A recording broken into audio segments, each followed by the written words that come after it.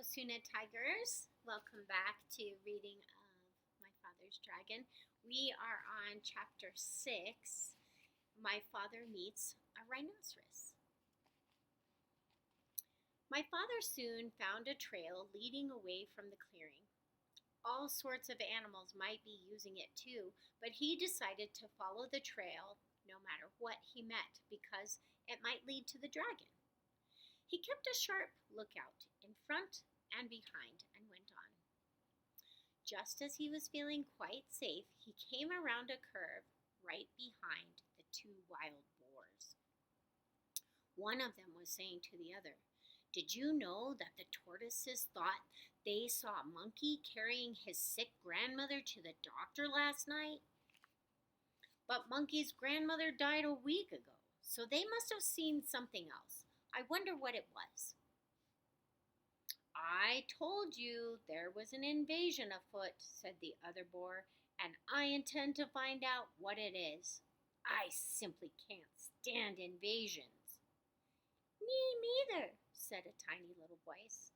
Me neither." And my father knew that the mouse was there too. "Well," said the first boar, "you search the trail up this way to the dragon, and I'll go back down the other way through the big clearing, and we'll send Mouse to watch the ocean rocks in case the invasion should decide to go away before we find it." My father hid behind a mahogany tree just in time, and the first boar walked right past him.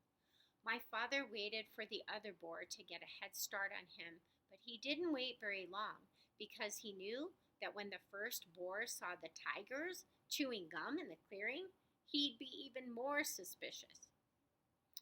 Soon the trail crossed a little brook, and my father, who was by this time very thirsty, stopped to get a drink of water. He still had on his rubber boots, so he waded into a little pool of water and was stooping down when something quite sharp picked him up by the seat of his pants and shook him very hard. "Don't you know that's my private weeping pool?" said a deep, angry voice. My father couldn't see who was talking because he was hanging in the air right over the pool.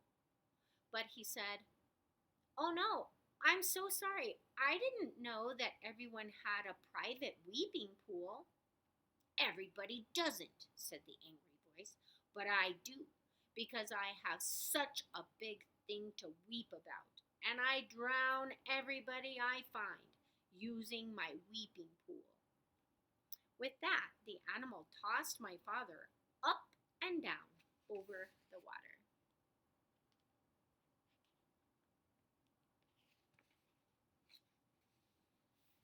"What is it that you weep about so much?" asked my father, trying to get his breath, and he thought over all the things he had in his pack. "Oh, I have things to weep about, but the biggest thing is the color of my tusk."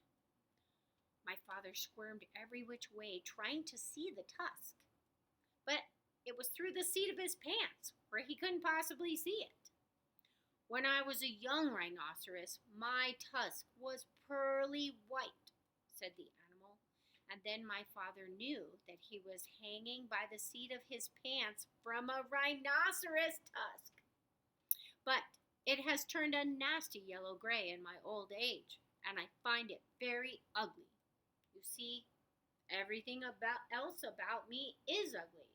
But when I had a beautiful tusk, I didn't worry so much about the rest. Now that my tusk is ugly too, I can't sleep nights just thinking about how completely ugly I am, and I weep all the time. But why should I be telling you these things? I caught you using my pool, and now I'm going to drown you." "Oh, wait a minute, rhinoceros," said my father. "I have some things that will make your tusk all white and beautiful again. Just let me down and I'll give them to you." The rhinoceros said, "You do? I can hardly believe it. Why, I'm so excited." He put my father down and danced around in a circle while my father got out a tube of toothpaste and the toothbrush. Now, said my father, you just move your tusk a little nearer, please, and I'll show you how to begin. My father wet the toothbrush in the pool, squeezed on a dab of toothpaste, and scrubbed very hard in one tiny spot. And then he told the rhinoceros to wash it off. And when the pool was calm again, he told the rhinoceros to look in the water and see how white the little spot was. It was hard to see in the dim light of the jungle, but sure enough, the spot shone pearly white, just like new. The rhinoceros was so pleased that he grabbed the toothbrush and began scrubbing violently, forgetting all about my father. Just then, my father heard hoof steps, and he jumped behind the rhinoceros. It was the boar coming back from the big clearing where the tigers were chewing gum. The boar looked at the rhinoceros and at the toothbrush and at the tube of toothpaste, and then he scratched his ear on a tree. Tell me, rhinoceros, he said, where did you get that fine tube of toothpaste and that toothbrush? Too busy, said the rhinoceros, and he went on brushing as hard as he could. The boar sniffed angrily and trotted down the trail toward the dragon, muttering to himself, very suspicious. Tiger's too busy chewing gum. Rhinoceros too busy brushing his tusk.